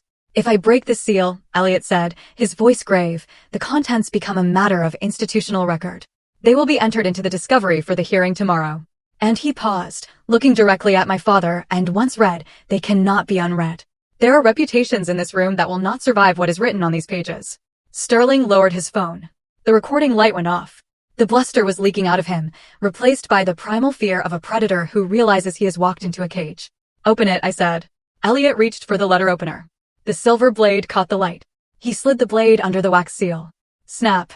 The sound of the wax breaking was louder than the shout had been. Elliot unfolded the heavy parchment inside. There was a second document attached to it, a blue legal sheet. He scanned the first few lines. His face went pale. He looked up, and for the first time, he didn't look like a polite banker. He looked like a judge delivering a death sentence. He cleared his throat. This is a supplemental addendum to the Walter H. Caldwell Trust, dated 3 days before his death, Elliot read. My mother let out a strangled sound. Elliot continued reading. I, Walter Caldwell, being of sound mind, hereby acknowledge that my son, Sterling, and his wife, Diane, have engaged in a systematic effort to deceive me regarding the solvency of the company. I have discovered the forgery of my signature on the First Carolina loan documents dated August 4, 2004. The lobby erupted in whispers. The bank CEO behind Sterling gasped. That is a lie. Sterling screamed, lunging for the counter. That is a forgery. Security. Elliot barked. The guard stepped forward, blocking my father. Sterling was panting, his face purple. Elliot held up the blue paper. And this, Elliot said, his voice cutting through the noise, is a confession. A confession? Gideon asked, stepping forward. It is a notarized affidavit, Elliot said, looking at my mother, signed by Diane Caldwell, in exchange for Walter paying off a gambling debt she incurred in Monte Carlo 15 years ago. My mother froze. She looked like she had been turned to stone. It details, Elliot read, the exact mechanism by which Sterling Caldwell inflated the assets of the Meridian Group to secure loans and her complicity in hiding the mail from Walter. The room spun. My mother hadn't just been a bystander. She had sold my father out to Grandpa years ago to save her own skin, and Grandpa had kept the receipt. The councilman stepped away from my parents as if they were contagious. The bank CEO looked at Sterling with pure disgust. You brought us here for this? The CEO hissed. You brought us here to watch you get exposed as a fraud? Sterling looked around wildly. The camera was off, but the eyes of the city's elite were on him. He looked at me. Emery, he pleaded, his voice a broken whisper. Stop him, please. We are family. I looked at the man who had thrown my suitcase on the porch. I looked at the woman who had made a video calling me crazy. I looked at the red envelope on the counter. I didn't stop him, I said. You did. Elliot looked at the final paragraph. There is a final instruction, Elliot said. Read it, I said.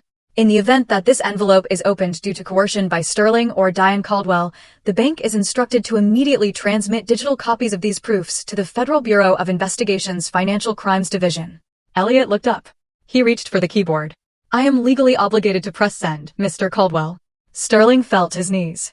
It wasn't a figure of speech. He physically collapsed onto the marble floor of the bank lobby, the tuxedo bunching around him, a king whose castle had just evaporated into mist.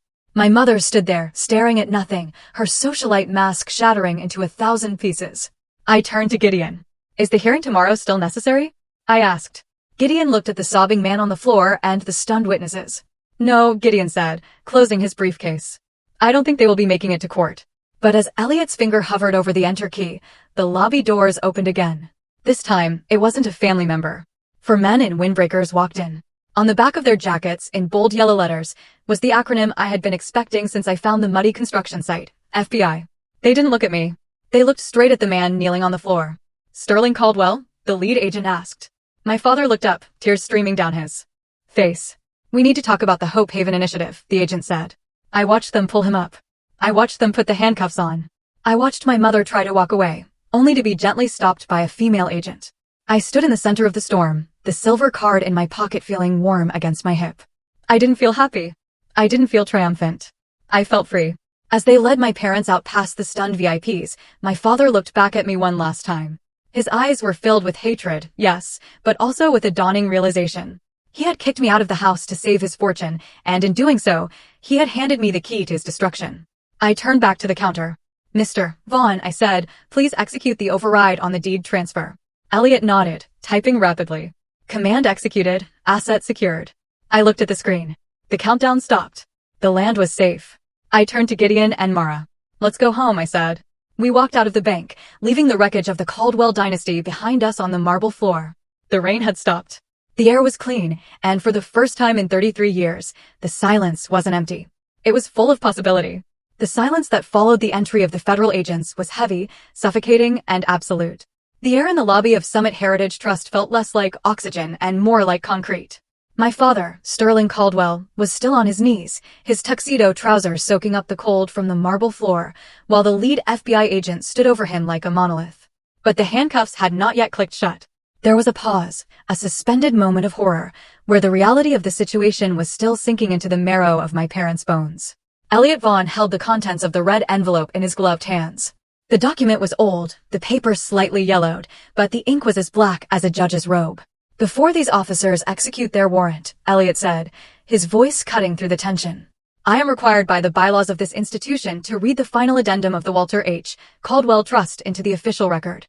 This is the trigger mechanism that summoned the authorities." My mother, Diane, was trembling so violently that the sequins on her gown made a soft rattling sound. She looked at the paper as if it were a death warrant. In a way, it was. Elliot adjusted his glasses and began to read. "To my granddaughter, Emery. If you are hearing this, it means that my son, Sterling, has finally proven me right. I spent the last years of my life watching him look at my assets. Not with gratitude, but with a hunger that scared me. I saw him practicing my signature. I saw the way Diane looked at the offshore account brochures when she thought I was asleep. The words hung in the air, a spectral indictment from 16 years ago. My father looked up, his face ashen. He had thought his father was a senile old man. He had been wrong. I knew that eventually they would run out of their own money," Elliot continued reading. "And I knew that when they did, they would come for yours. They would try to bully you. They would try to steal the title to the land. They would try to erase you to save themselves. Therefore, I have attached the poison pill clause to the Meridian Harbor deed." The lead FBI agent stepped back slightly, allowing Elliot to finish. Even the law respected the voice of Walter Caldwell. "The poison pill clause," Elliot read, his voice steady and merciless, "states that the deed to the Meridian Harbor waterfront property, the land upon which Sterling Caldwell has built his entire leveraged empire, was never transferred to the Caldwell Meridian Group. I retain the air rights and the ground lease within this trust." My father let out a strangled gasp. "No," he whispered. "That is impossible. I have the deed. I have the transfer document signed by you in 2008. Elliot lowered the paper and looked at my father with pity. "No, Mr. Caldwell," Elliot said. "You have a forgery. And unluckily for you, Walter anticipated that you would forge it." Elliot picked up the second sheet of paper from the envelope. "This is the true title," Elliot said. "It shows that the Walter H. Caldwell Trust retains 100% ownership of the land. The clause specifies that if any attempt is made to use this land as collateral for a loan without the beneficiary's explicit in-person consent, the trust automatically reclaims the land and voids any unauthorized structures built upon it." The room gasped. The bank CEO, Mr. Henderson, looked like he was going to be sick. "Do you understand what this means, Sterling?" Gideon Pike asked, his voice low. My father shook his head, his eyes wide and unseeing. "It means you mortgaged land you did not own," Gideon explained, dissecting the catastrophe with surgical precision. "You took $45 million from lenders using collateral that belonged to your daughter. That is not just a bad business deal. That is bank fraud. That is securities fraud. That is grand larceny." And, Gideon added, pointing to the muddy construction site photos on the evidence table we had set up, "since you accepted state grant money for the Hope Haven charity based on that same land ownership, you have defrauded the government of North Carolina." The weight of it crushed Sterling. He had built a castle on sand, and now the tide had come in. The FBI agent stepped forward again. He didn't need to hear anymore. "What would you have done if you discovered your family had built their entire empire on lies and then tried to erase you for not participating? Have you ever had to choose between family loyalty and your own integrity? Tell me what you think. I really want to know."